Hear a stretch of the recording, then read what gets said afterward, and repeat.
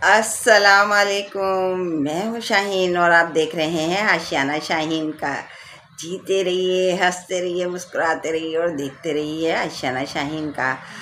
आज जो मैंने मुंतखब किया है आपके लिए तो मौलाना रूमी जो है ना उनसे मुंतखब किया है मैंने एक सबक आमोज़ वाक़या, नसीहत आमोज़ सबक आमोज़ वाक़या। तो वो कुछ यूँ है कि भाई एक जज़ीरा था, बहुत खूबसूरत जज़ीरा, और वहाँ का कानून ये था कि वो लोग सुबह सुबह साहिल पे चले आते थे जो वहाँ जज़ीरे के लोग थे, और जो सबसे पहला शख्स आता था ना उसको वो पकड़ के ले आते थे और तख़त पे बिठा देते थे, यानी कि बादशाह बना देते थे, लेकिन सिर्फ़ 1 साल के लिए।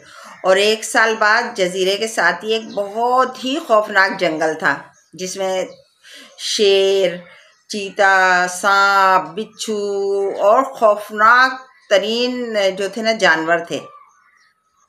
वो चीर फाड़ के उस बादशाह को खा जाते थे, क्योंकि जब साल का आखिरी दिन होता था ना तो वो जाके उस बादशाह को ज़बरदस्ती तख़त पे से उतार देते थे और उस जंगल में डाल आते थे।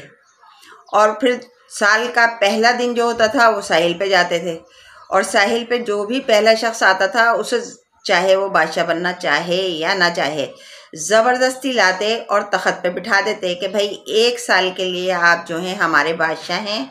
और उस बादशाह को वो ये बता देते थे जज़ीरे के लोग कि भाई हम सिर्फ जो है ना आपको 1 साल के लिए बादशाह बना रहे हैं, 1 साल बाद हम आपको जंगल में डाल के आ जाएंगे, जंगल में फेंक के आ जाएंगे।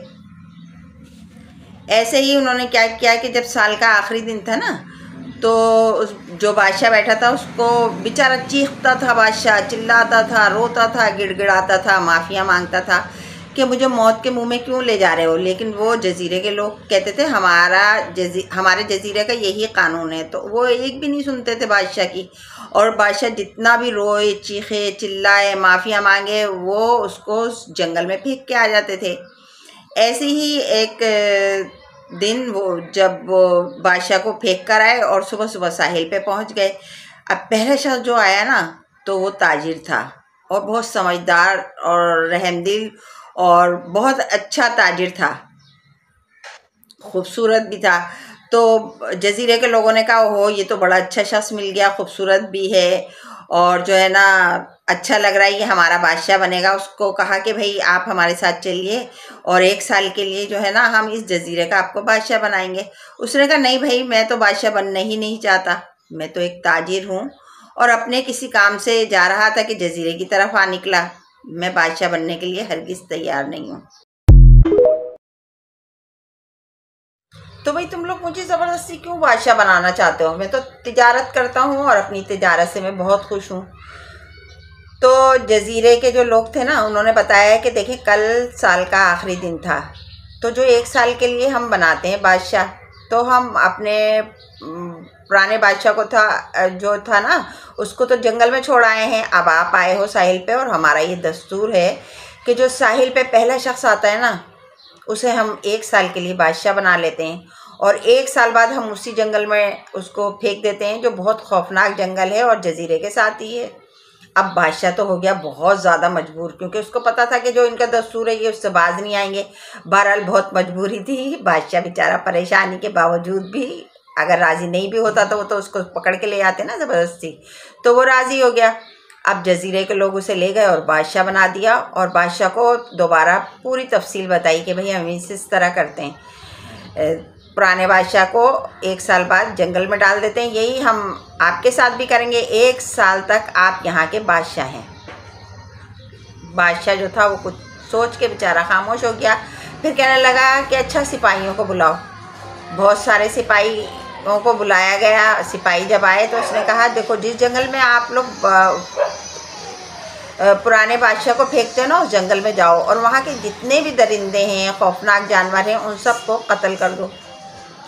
वो लोग गए और जाकर तमाम जानवरों को कत्ल कर दिया। फिर बादशाह ने सिपाहियों को बुलाया, कहा अच्छा अब उस जंगल में जाओ जो तुमने तमाम दरिंदे और खौफनाक जानवर मार डाले हैं ना, वहाँ जाओ और जाकर वहाँ के जो दरख्त हैं ना, जो खौफनाक दरख्त हैं, उनको भी काट दो और उसकी जगह वहाँ पर एक महल तामीर करो। ऐसा महल तामीर करो जैसा कि मैं इस महल में बैठा हूँ। सिपाही गए और उस जंगल की जाके सफाई की, जगह जगह कुएं खोदे, और बादशाह जिस महल में रहता था ना, जिस महल में अभी तख्त पे बैठा हुआ था, उससे भी कहीं ज़्यादा अच्छा और ख़ूबसूरत महल जंगल में तैयार कर दिया। बागात लगा दिए, जगह जगह कुएं खोद दिए। अब क्या हुआ, जब बाग लग गए ना, बड़े बड़े बाग बन गए, वहाँ पे बहुत बड़ा जंगल था, वहाँ कोयल आने लगी और भाई परिंदे चहचहाने लगे, पानी की फरावानी हो गई, और उस महल से भी ज़्यादा खूबसूरत हसीन महल तैयार हो गया, जिस महल में सुखद बादशाह था। अच्छा, जब तक ये काम हो रहा था ना, तो ज़ाहिर साल की मुद्दत भी पूरी हो गई।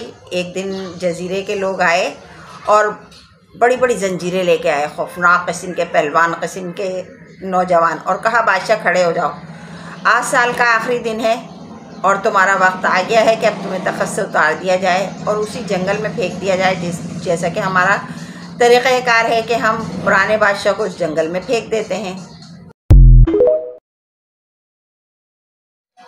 बादशाह ने कहा, लेकिन आप लोग परेशान ना हो और इन जंजीरों को तो आप बिल्कुल पीछे कर लें, मैं जाने के लिए तैयार हूँ। अच्छा, बादशाह, पिछले सारे बादशाह का तो मैंने आपको बताया, वो रोते थे, चीखते थे, गिड़गिड़ाते थे, मचलते थे, बेचैन होते थे, माफ़िया मांगते थे कि भाई हमें उस जंगल में ना ले जाओ, क्योंकि उन्हें पता था उस जंगल में क्या है। लेकिन ये बादशाह क्यों राज़ी हुआ इतने इत्मीनान से? तो मौलाना रूमी यहाँ कहते हैं कि बादशाह को पता था ना कि रह तो यहाँ रहा था, इस महल में रह रहा था, बादशाहत यहाँ की कर रहा था, लेकिन ख्याल कहाँ था जहाँ उसको हमेशा के लिए जजीरे वाले भेजने वाले थे, तो उसने वहाँ की तैयारी की थी। यहाँ पे तो हर चीज़ थी ना उसके पास, और वो उसमें बहुत खुश था यहाँ पर, लेकिन जहाँ उसे आगे जाना था ना, वहाँ की खुशी का इत्माम उसने किया हुआ था, वहाँ की आसानियाँ पैदा की हुई थी, वहाँ उसने वो जगह बनाई हुई थी कि जहाँ जाते हुए उसको परेशानी ना हो। तो मौलाना रूमी यहाँ पर यही कहते हैं कि तुम्हें तो यहाँ थोड़े दिन रहना है इस दुनिया में, फिर तुम्हें वहाँ जाना है जहाँ तुम्हारा आखिरी ठिकाना है, जहाँ लोग तुम्हें ले जाएंगे, जैसे जजीरे वाले लोग ले जाते थे ना साल के बाद, तो ये दुनिया वाले भी तुम्हें ले जाएंगे उस वक़्त जब तुम्हारी ज़िंदगी का आखिरी दिन होगा। तो वहाँ जाने की क्या तैयारी की है?